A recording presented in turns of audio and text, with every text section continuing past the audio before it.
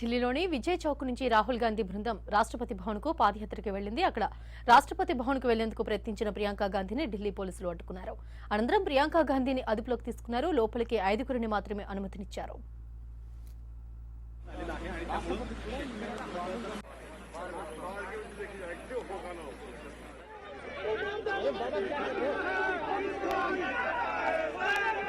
Sound white दे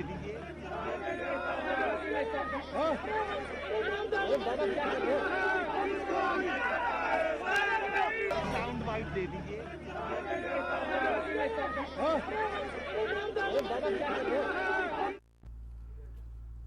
ఢిల్లీలోని విజయ్ చౌక్ నుంచి రాహుల్ గాంధీ బృందం రాష్ట్రపతి భవన్కు పాదయాత్రగా వెళ్లింది. అక్కడ రాష్ట్రపతి భవన్కు వెళ్లేందుకు ప్రయత్నించిన ప్రియాంక గాంధీని ఢిల్లీ పోలీసులు అడ్డుకున్నారు. అనంతరం ప్రియాంక గాంధీని అదుపులోకి తీసుకున్నారు. లోపలికి 5 మాత్రమే అనుమతించారు.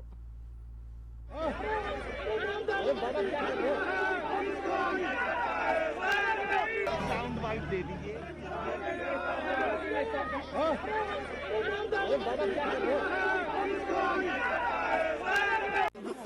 अडचणीत आलेलं दिसतंय, कारण शेवटी हे शेतकऱ्यांचं आंदोलन आहे. जय जवान जय किसान हा नारा प्रत्येकच पक्ष गेल्या अनेक दशकांपासून देत आलेला आहे आणि त्यामुळे साउंड वाइट दे दीजिए।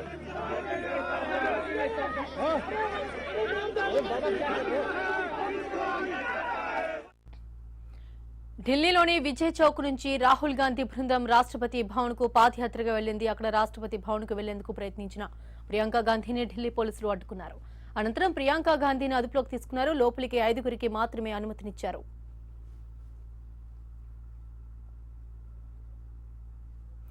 ఇదే అంశానికి సంబంధించి మరింత సమాచారం మా ప్రతినిధి సాయిశంకర్ అందిస్తారు. సాయిశంకర్, కాంగ్రెస్ బృందం కూడా రాష్ట్రపతిని కలిసినట్టుగా తెలుస్తోంది. ఇందులో భాగంగా ప్రియాంక గాంధీని పోలీసులు అడ్డుకున్నట్టుగా తెలుస్తుంది. అసలు ప్రస్తుతం అక్కడ పరిస్థితులు ఏ విధంగా ఉన్నాయి, దానికి సంబంధించిన పూర్తి డీటెయిల్స్ ఏంటి?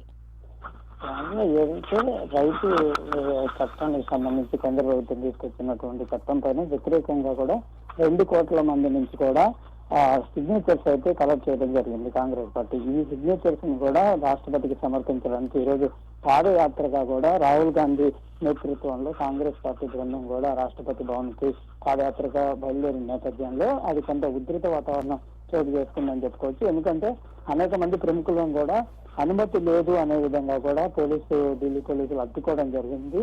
అందులో సాయిశంకర్, మీరు హోల్డ్ లో ఉండండి. రాహుల్ గాంధీ మాట్లాడుతున్నారు, తర్వాత మిమ్మల్ని తీసుకుంటాం. के पास गए हैं, बट हम करोड़ों सिग्नेचर्स लेके गए। हम किसान की आवाज राष्ट्रपति जी को तक ले गए। सर्दी का मौसम है और पूरा देश देख रहा है कि किसान दुख में है, दर्द में है और मर भी रहे हैं। प्रधानमंत्री को सुनना ही पड़ेगा। और मैं एडवांस में चीज बोल देता हूं, मैंने कोरोना के बारे में बोला था कि नुकसान होने जा रहा है। उस समय किसी ने नहीं बात सुनी और आज मैं फिर से बोल रहा हूं, किसान के सामने, मजदूर के सामने कोई भी शक्ति नहीं खड़ी हो सकती है। अगर प्रधानमंत्री जी ने कानून वापस नहीं लिए, सिर्फ बीजेपी को नहीं, सिर्फ आरएसएस को नहीं, देश को नुकसान होने जा रहा है। राहुल जी, बार-बार बीजेपी की तरफ से कहा जा रहा है कि ये जो किसान बैठे हैं ये नक्सल हैं, खालिस्तानी हैं, विपक्ष इन्हें बरगला रहा है, इस तरह के आरोप लग रहे हैं। देखिए, बीजेपी नरेंद्र मोदी जी का एक ही लक्ष्य है और वो किसान समझ गया है, मजदूर समझ गया है। लक्ष्य है कि उनके आसपास जो 2, 3, 4 बड़े क्रोनी कैपिटल्स हैं, उनके लिए पैसे बनाने का काम नरेंद्र मोदी जी करते हैं। जो भी नरेंद्र मोदी जी के खिलाफ खड़े होते हैं,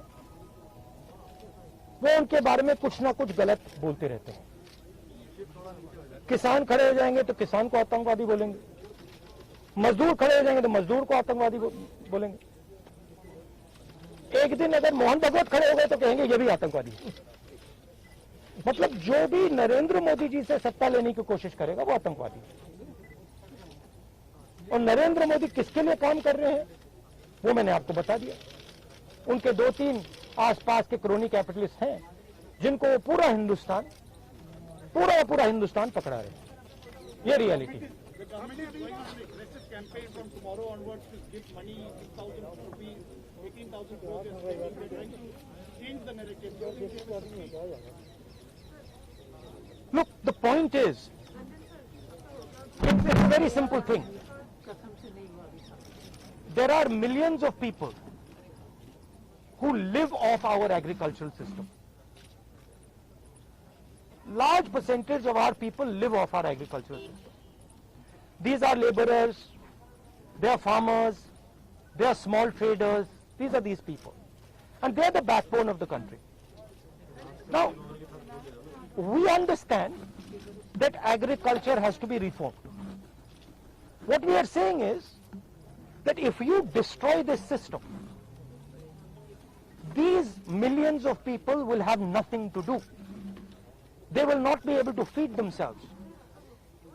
And you will create massive destruction, massive pain in the country. Why is the Prime Minister doing this? It is a very simple calculation. The Prime Minister is doing this because he wants to help 2 or 3 business people. He does not care what happens to these people. He will construct whatever narrative he has to construct to make sure that the wealth transfer that is taking place to 3 or 4 people continues. He will call people terrorists, he will call people anti-nationals, he will call people criminals, he will do whatever he has to do to transfer the wealth from these people, the backbone of this country, to those people, 3 or 4 of them, 5 of them. That's the crux. And we are fighting this.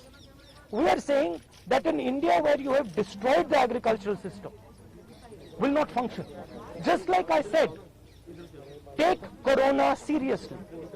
Corona is going to kill people in massive numbers if you do not act. At that time they said, scaremongering. Now they're not saying scaremongering. When I suggested to the Prime Minister that do not do this in a centralized way, give power to the chief ministers, he didn't do it. He caused thousands and thousands of people to die because he didn't do it. And then afterwards, after I said it in the press conference, he did it. So the point is, you have an incompetent man who is controlled by certain other people. This is what India has to understand. This is what all youngsters have to understand. You have an incompetent man who doesn't understand anything, running a system on the behalf of 3 or 4 other people who understand everything. And their aim is to take huge amounts of money from the poor people of India and put it in their pockets. And that is what we are fighting. And frankly, it doesn't matter what you think right now, because all of you will face this. There's not going to be a single person in this country who's not going to face this. If you're a farmer, you will face it. You're a small businessman, you will face it. You're a journalist, you will face it. This is an assault on the idea of India. That is why we're standing here. That is why I've gone to the President. That is why we've signed these forms. So you posted a tweet about Wayanad yesterday about a family which was struggling while doing their farming. But there are several more instances like this. But the BJP is saying that this is just Punjab and farmers who are protesting here at the delegate. No other farmer in the country has a problem with the reform. That's just not true. That is just not true. We are not allowed to go out. We are not allowed to go out of the ICC office. The police stops us from going out. Why don't you let us go out? Why don't you let me go and tour in the states? See what happens. Every single farmer of this country, every single labor of this country stand up. But आप police लगवाते हो, हाथरस जाते हो, arrest करते हो, तो AIC से हमारे MP को बाहर नहीं निकलने देते हो, और फिर कहते हो कि भैया मतलब सब कुछ ठीक है. और Prime Minister needs to realize that there is a limit to this. आपने थोड़ा सा करना है, आपने 2-3 लोगों की मदद करनी है, थोड़ा सा करना है, आप कर सकते हो. बट जिस प्रकार से नरेंद्र मोदी कर रहे हैं, मैं फिर से दोहरा रहा हूं, हिंदुस्तान के किसी भी युवा को रोजगार नहीं मिलेगा. सारे छोटे बिजनेस, सारे मिडिल साइज बिजनेस खत्म हो जाएंगे. और दूसरी बात याद रखिए, जिस चीज को आप सब भूल गए हैं, चाइना बॉर्डर पे बैठा है। चाइना ने हिंदुस्तान की हजारों किलोमीटर जमीन छीन ली है। प्रधानमंत्री उनके बारे में क्यों नहीं कहते? उसके बारे में चुप क्यों है? तो मेरा कहना है कि पूरा का पूरा कॉम्बिनेशन बन रहा है। एक तरफ आप अपने सिस्टम को तोड़ रहे हो, आप अपने लोगों को लड़ा रहे हो, आप अपने किसान को मार रहे हो, मजदूर को मार रहे हो, और दूसरी तरफ बाहर से फोर्सेस देख रही हैं, कह रहे हैं कि बहुत अच्छा है, नरेंद्र मोदी हिंदुस्तान को कमजोर कर रहा है और हमारे लिए अच्छी अपॉर्चुनिटी बनने जा रही है। मैं देश को बता रहा हूं, मैं वार्निंग दे रहा हूं कि आप देखिए क्या हो रहा है। और मैं आपको भी कह रहा हूं, प्रेस वालों को भी कह रहा हूं, मैं समझता हूं कि आपको सैलरी मिलती है और आपके लिए बहुत मुश्किल है, मैं समझता हूं बात, इसलिए आप नहीं कह पाते हो जो आपको कहना है, मगर आपके देश को, हमारे देश को बहुत जबरदस्त नुकसान होने वाला है। बहुत डेंजरस रास्ते पर यह देश चल रहा है, ये मैंने कहना है। कांग्रेस के नेताओं को डिटेन कर लिया गया है। आप लोग मार्च लेके यहाँ पर आ रहे थे, अभी जो है कांग्रेस के तमाम एमपी को इंक्लूडिंग प्रियंका जी को भी जो है डिटेन कर लिया, उससे आपको क्या? वो तो तरीका है, इनका तरीका है डिटेन करना, मारना पीटना, ये इनका तरीका है, बट हम नहीं डरते नहीं। ये आप किस देश की बात कर रहे हो? ये कौन सी देश की बात कर रहे हो? डेमोक्रेसी? या मतलब कौन से देश की बात कर रहे हो? इंडिया की बात कर रहे हो? इंडिया में कोई डेमोक्रेसी नहीं है। डेमोक्रेसी इंडिया में ये मतलब आपके इमेजिनेशन में हो सकती है, मगर रियलिटी में है नहीं। Thank you. गुलाम नबी कुछ कहें? आप कुछ सरकार का जो कैबिनेट है वो बार-बार इस बात को रखती है कि जो कृषि कानून है वो कृषि क्षेत्र में निजी इन्वेस्टमेंट को बढ़ावा देते हैं, जो बहुत जरूरी है। आप इसको किस तरीके से देखते हैं, क्योंकि पूरा कैंपेन सरकार का इसी बेस पे है और वो हर घर तक, हर गांव तक जाना चाह रहे हैं इस कैंपेन। सवाल यह है इन्वेस्टमेंट कौन करेगा और इन्वेस्टमेंट का फायदा किसको मिलेगा? सवाल यह है। आपकी सर रणनीति नहीं, सुनिए, सवाल यह है कि हिंदुस्तान के एग्रीकल्चरल सिस्टम में कौन इन्वेस्ट करेगा और कौन पैसा बनाएगा? हिंदुस्तान के एग्रीकल्चरल सिस्टम में आज तक किसान ने इन्वेस्टमेंट किया है, मजदूर ने इन्वेस्टमेंट किया है, ये जो जवान हमारी सेना बॉर्डर पे खड़े हैं, इनके माता पिताओं ने किया है। इन्वेस्टमेंट ये करते हैं और रिटर्न किसको मिलता है? रिटर्न 2-3 उनके उद्योगपति मित्रों को मिलता है। ये पूरा देश जानता है, पूरा देश इस बात को समझता है कि इन्वेस्टमेंट हम करते हैं। बहुत दूर खड़ा है, लॉक कर दूं? आपके माता पिता क्या करते हैं? हाँ, आप एग्रीकल्चर फार्मर थी, अब आप जर्नलिस्ट हैं, है ना? तो आप जानते हो कि आपके फादर ने इन्वेस्टमेंट किया या नहीं? मैं तो जानती हूँ, लेकिन अरे मैं आपसे पूछ रहा हूँ, आप देश की महिला हैं, आपके पिता ने इन्वेस्टमेंट किया ना? मदर फार्मर है, उन्होंने इन्वेस्टमेंट किया ना?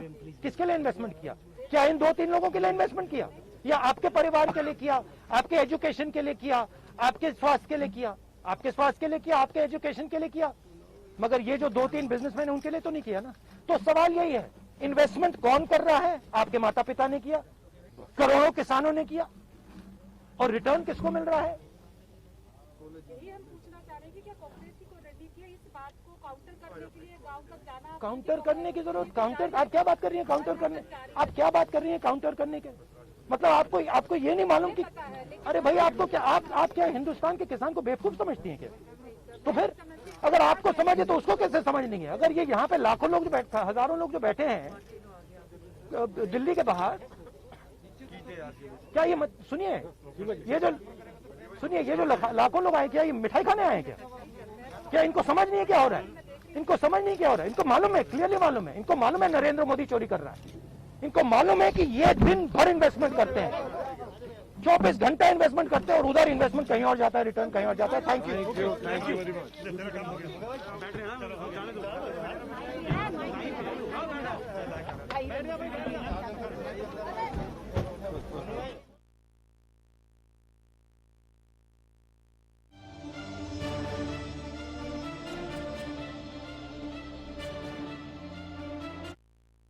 होना चाहिए। कभी कहते हैं कि हम इतने दुर्बल हैं कि हम विपक्षी नहीं हैं, कभी कहते हैं कि हम में इतनी क्षमता है कि हम लाखों किसानों को 1 महीने के लिए बॉर्डर पे बिठा रहे हैं।